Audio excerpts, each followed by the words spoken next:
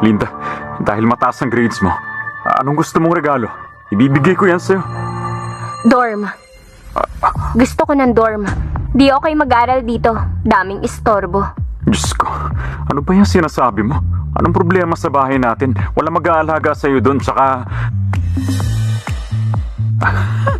Oo siya. Pero every week, dapat umuwi ka. Huwag mong kalimutan. Isa kang Luis. Dugot laman kita. Hindi ako kulang sa love. Di naman mabubura agad ng lambing yung galit ko. Asa ka pa.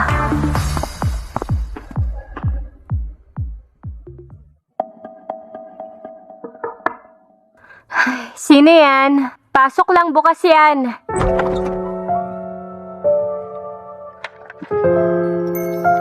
O, bakit? Huwag mong lock pinto mo.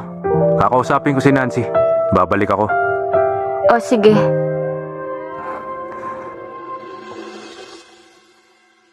Kausapin si Nancy.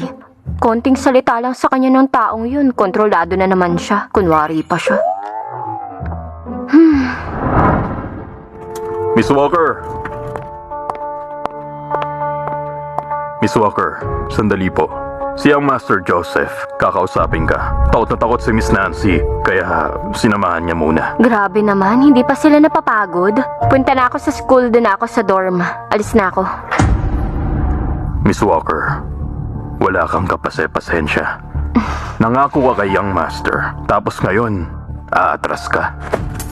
Tsaka, pag may makakita sa'yo sa pag-alis mo, anong iisipin nila? Ay, napakagulo ng mundong to. Ang gulo ng pamilya ng Luis. Diyos ko, akala ko pa naman matalino tong butler na to.